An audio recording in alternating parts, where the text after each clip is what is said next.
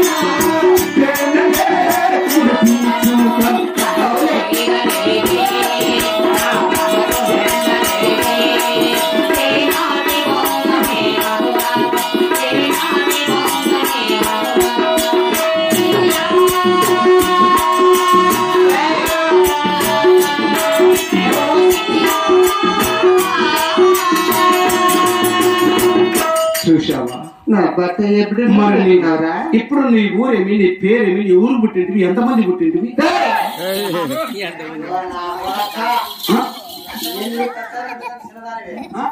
ఎదురుగడి పెద్ద ఎదురుగడి చిన్నదాని అడుగు.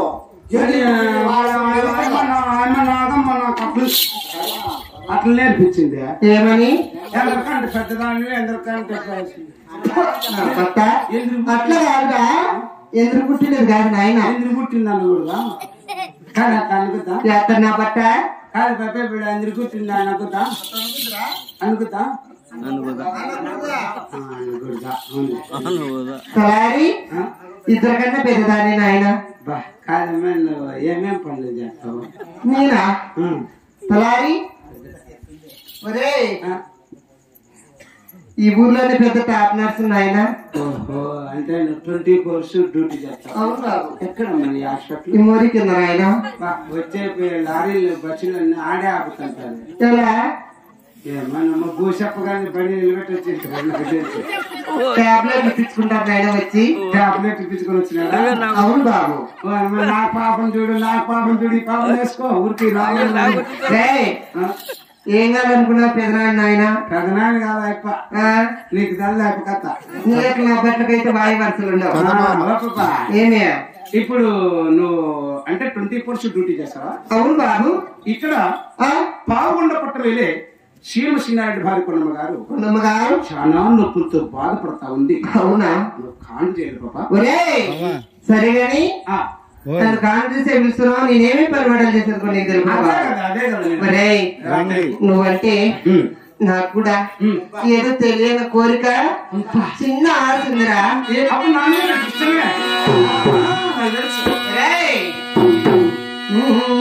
నడకలో కదవసినకు అడుగులున్న చిరవాడ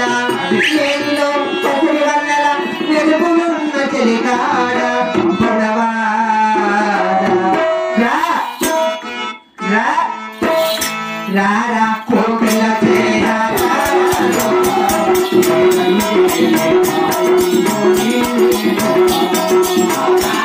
కోకిల చేరా